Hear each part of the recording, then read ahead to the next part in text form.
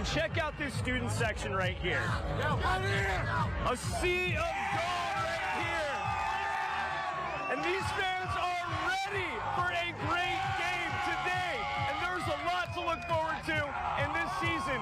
So let's talk about it. Well, Kelly, when you look back to tonight's game, I think the story of the night was the defense, and more specifically, that defensive line. They were ruthless, that Spartan defensive line. They were putting pressure on the ball, beating the O-line off the snap, and they had quarterback of Billings West, Drew McDowell, running for his life all around the field. That defense put up 6 sacks and ultimately a 24-21 win over Sentinel. Running a sub-15 in his 110-meter hurdles, Garrett Cooley is one of the fastest in the state. Now I'm going to see if I can beat him at half the distance.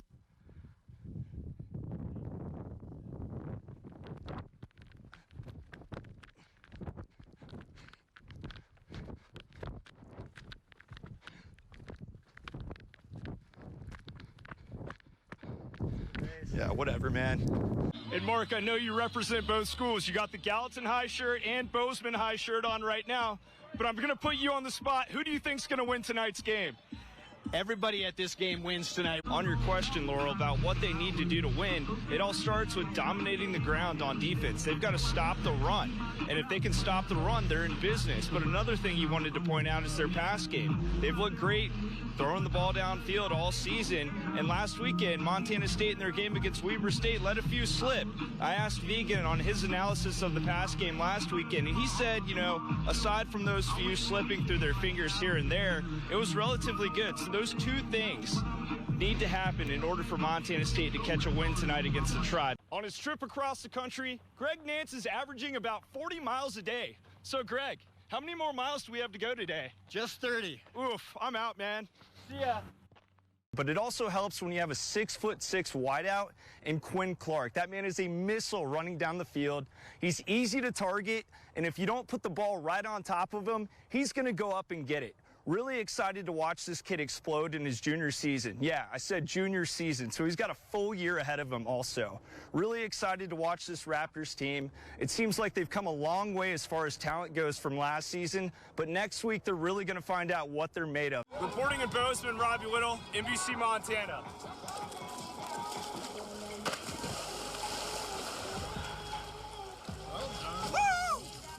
New tonight, the Bozeman Stampede returns to the Gallatin County Fairgrounds for the 12th straight year. I've got the sights and sounds for you and a special up-close look at the action inside the ring.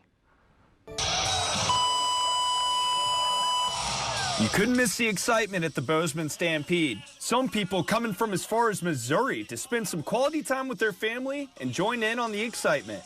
So my wife's grandmother grew up in Bozeman, and it's always been a special place for her to come back to as a kid. And so, you know, when our children were old enough to travel, we always come back here every summer.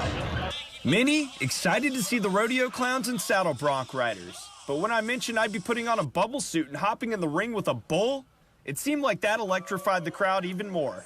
What are you looking forward to the most? Well, now I'm looking forward to see you guys bubbles. Awesome, man. I appreciate that. Attendees of the Bozeman Stampede were allowed to sign up in advance for the bull scramble. So what I'm basically going to be doing is putting on this bubble like so and hopping in the ring with a bull to see if I can outlast them and running for my life.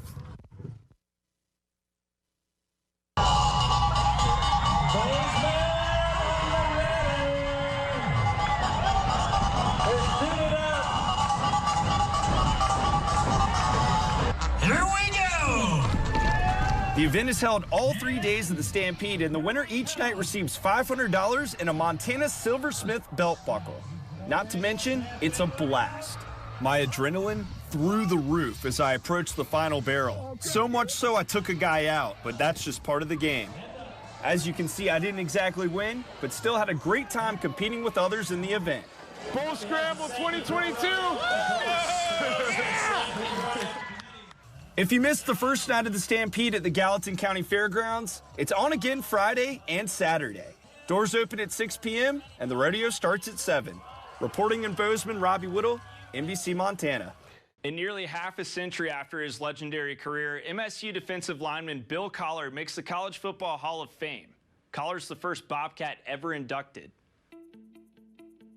Just a day after joining the 2023 College Football Hall of Fame induction class, former Bobcat Bill Collar dedicated this achievement to the school that changed his life. To me, it's, for, the Bobcat Nation, really. Obviously I played back in the, the 70s and stuff, and all the, the teammates, Coach Holland, Coach Lubick, all the guys, to me, this is, sort of for everybody, really. Originally from Warren, Ohio, Collar made the move to Bozeman, where he played for MSU from 1971 to 1973. He became a three-time first-team all-conference player and earned first-team All-American honors his senior season of 1973. So the way you talk about Montana State makes it seem like the school and program are still very important to you. And when you look back on your decision to become a Bobcat and your experience in Bozeman, what comes to mind? Never regretted it, 1 second. It definitely turned out to be, the best decision I ever made, other than getting married to my wife. So. Collar retired from his defensive line coaching position with the Denver Broncos on Monday, leaving him with extra time. After talking with Bobcat head coach Brent Vegan, Collar plans to spend some of it back here. I said, if you need any help, with pass rush or just whatever, it doesn't end up mattering. I'm going to have a lot of free time now.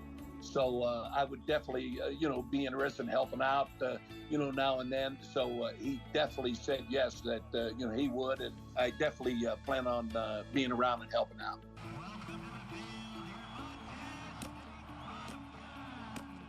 Now Collar can't wait to get back to Bozeman and give to the program that gave him everything. In his eyes, once you're a Bobcat, you're always a Bobcat. Coaches, are you ready? Come on, y'all! Come on, y'all!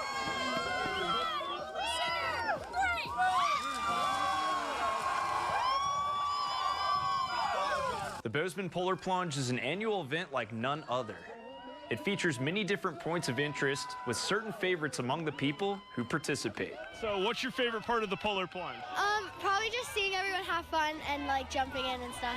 I really like the dedication that everyone takes into to make this all happen and how many donations that go on here.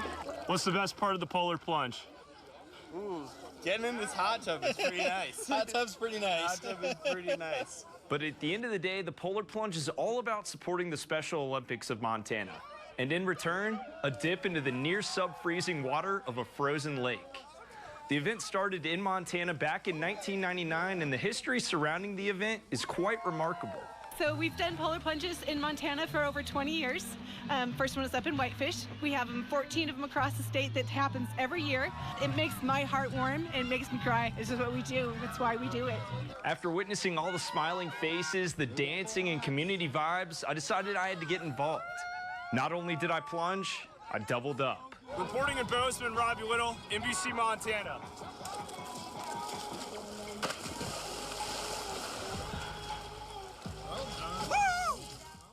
So the X Games are coming up, and after placing third 2 years in a row, Missoula's own Quinn Wolferman overcame the hump and won gold in ski knuckle huck last year. And now he's headed back to Aspen to defend his title. Look at Quinn Wolferman sending it. Quinn Wolferman is here to go for that golden knuckle. We're like, he's skiing awesome, If he doesn't get on the podium tonight, he's, we would think that he got gypped. And then I hear, and Quinn Wolferman, and we just lost it. These girls are kissing his cheeks, and he's like giving stuff away. It was just like, wow, this is funnier than heck,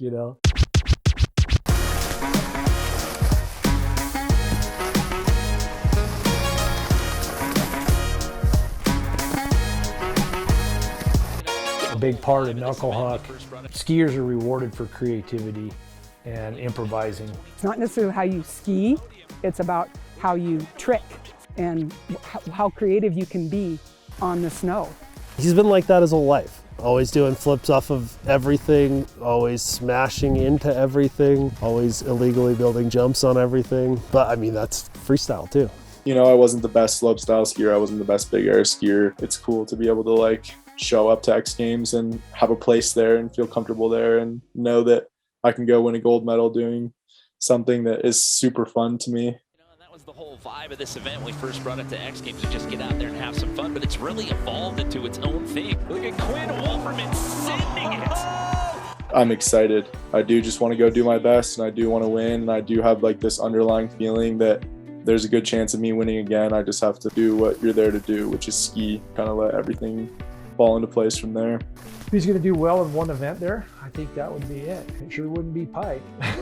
Super pipe's like, whoa, that's some scary stuff there, you know. Absolutely excited for him to make so much headway in the sport and to perform on such a high stage. Yeah, so it's unbelievable.